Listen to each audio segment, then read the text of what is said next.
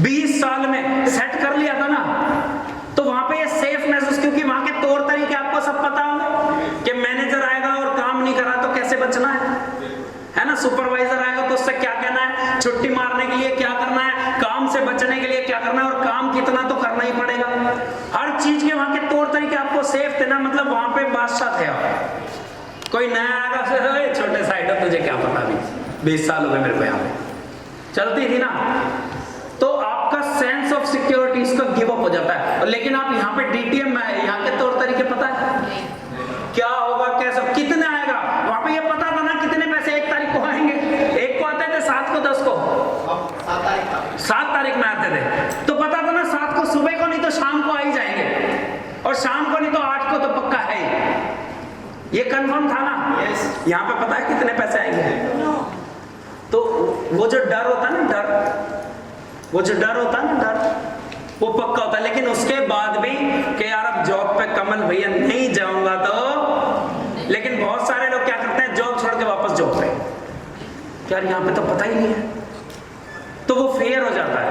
और जो अरुण भाई ने दिखाया वो करेज, ऐसा नहीं है इनको धक धक नहीं हुई होगी, हुई थी नहीं थी, ऐसा नहीं है डोली भाभी ने इन्हें नहीं रोका होगा कई बार, यूं के अब बेटे का क्या नाम है, बैठ जाओ बैठ जाओ, ऐसा नहीं है इनको नहीं बोला होगा, भव्य के पापा कहाँ चक्कर में पड़ रहे हो, बढ़िया टाइम से जाते हो, संडे मनाते हो, अपना सब कुछ बढ़िया चल रहा है, तुम अब इस एज में 20 साल काम करने का कहाँ नए चक्कर में पड़ रहे हो सकता है इनकी मम्मी ने डैडी ने टोका, हो सकता है किसी ने रोका टोका हो, तो मन में तो ख्याल इनके भी आया होगा ना कि यार कह तो सही रहे, क्यों चक्कर में पड़ रहा है, होता है ऐसा नहीं होता है। लेकिन उसके बाद भी और क्या होता है, एक ये अच्छी चीज होती है बस इसमें, relieves you of future guilt, जो भविष्य में आने वाले अपने आप से जो गिल्ट समझते हो ना, या रिग्रेट, मतलब जो क्या बोलेंगे हिंदी में इसको, कौन बताया,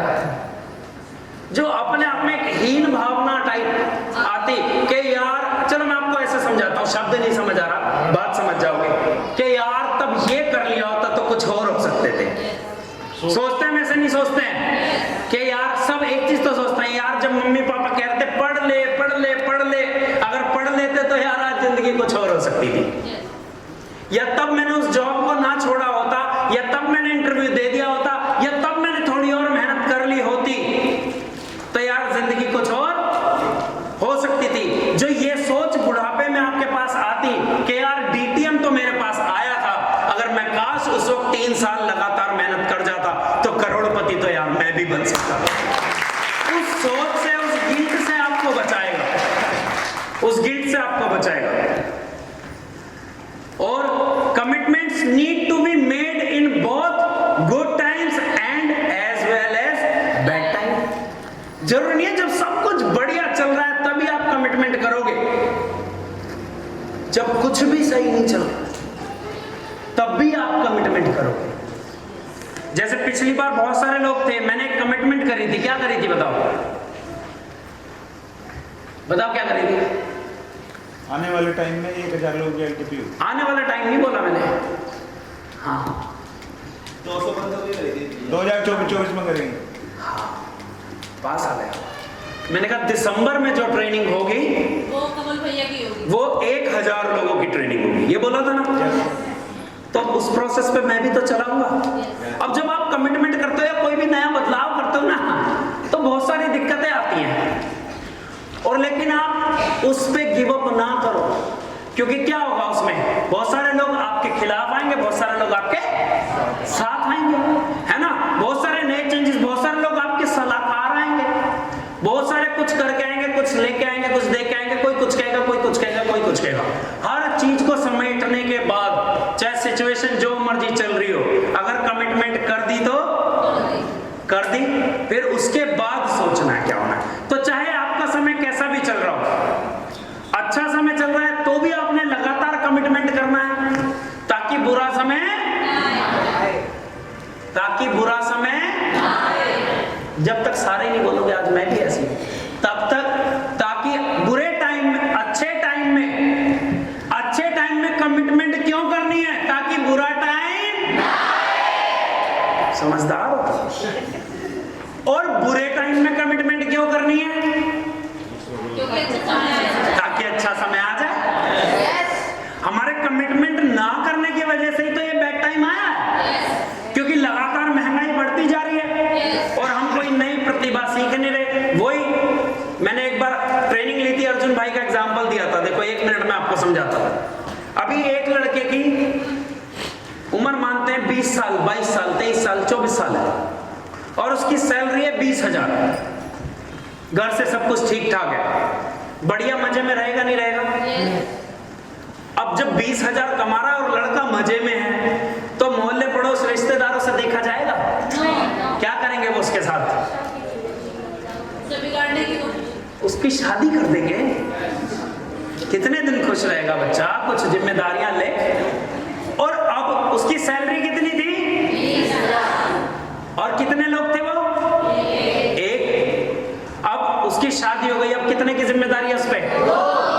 तो सैलरी कितनी? 40,000 हो गई। सैलरी कितनी है? 20,000। तो पहले से मौज कम हो गई या नहीं हो गई? सैलरी तो वही है। अब उसने नया कोई कमिटमेंट किया नहीं, उसको तो पता है मेरी जिंदगी बढ़िया चल रही है। अब थोड़े दिन बाद परमात्मा के आशीर्वाद से एक चुन्नू हो गया। 1 साल बाद अब कितने हो गए? तो मालिक ने सैलरी कितनी कर दी? 60,000। कितनी? सैलरी वही, खर्चे लगातार, महंगाई लगातार बढ़ रही है। और 2 साल 3 साल बाद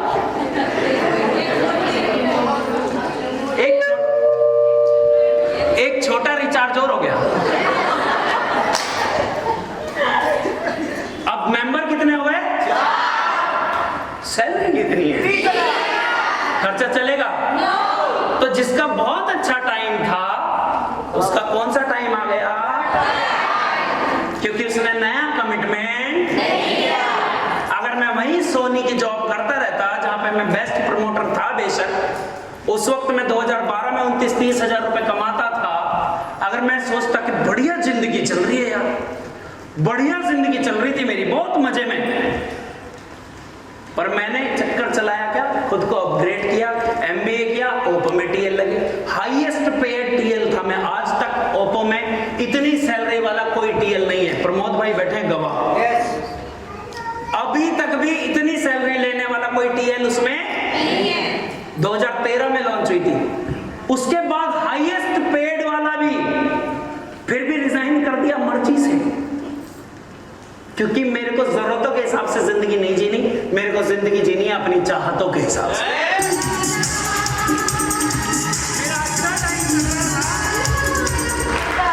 मेरा अच्छा टाइम चल रहा था और मैंने कमिटमेंट किया, तो बुरा टाइम आने से पहले क्या हुआ? मेरा और अच्छा टाइम आ गया।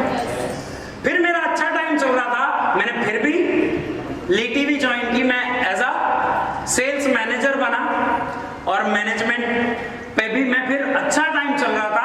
अच्छा टाइम करते करते मैंने फिर एक और कमिटमेंट करी और फिर मैंने क्या करी? अपनी दुकान खोल ली। मैंने कहा यार नौकरियों में तो मेरे को लगता नहीं आने वाले टाइम पे गुजारा होगा। आज मैंने नौकरी की, मैंने जितनी मेहनत करी मेरे बच्चे फिर से मेहनत करेंगे। अगर व्यापार होगा तो चलता चलाया व्यापार, अगर बच्चा पढ़ गया तो ठीक, नहीं पढ़ा तो बैठ गल्ले पे।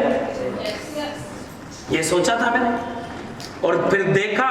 तो मैंने जब व्यापार करा तो नो डाउट बढ़िया टाइम चल रहा था, मेन मौके की दुकान थी, सब कुछ बढ़िया चल रहा था, मौज थी। सुबह जाना, टाइम से एसी में बैठना, घर आना, टाइम से एसी में लेटना, मौज की। 3 मिनट का रास्ता मेरे स्कूटी से और 5 मिनट का रास्ता पैदल घर से दुकान का। घर का खाना, आहा, जिस दिन ना जाओ तो उस दिन घर से पहुंच जाए खाना, कोई भी दे जाए, इतने पास दुकान। मजे की जिंदगी थी नहीं थी? लेकिन उसके बाद भी मुझे क्या पता था लॉकडाउन लगने वाला, क्योंकि लॉकडाउन में सबसे ज्यादा दिक्कतें हुई या नहीं हुई? अपने को कोई दिक्कत नहीं हुई, क्योंकि हमने सही टाइम पे सही कमिटमेंट किया और अच्छे टाइम में ही बुरे टाइम की तैयारी करी और डीटीएम का दामन थाम लिया। जो इंसान अच्छे टाइम पे कमिटमेंट नए कमिटमेंट करता रहेगा, उसका बुरा समय कभी। और अगर बुरा समय चल रहा है तो अभी से कमिटमेंट करो और अच्छा समय लाने की तैयारी करो। समझ आई बात? आप सोचो कि भैया मेरी तो अभी स्थिति ऐसी चल रही है, वैसी चल रही है, मैं अभी कुछ अच्छा हो जाए तब, अरे अच्छा जब होगा जब तू अच्छे के लिए कमिटमेंट करेगा।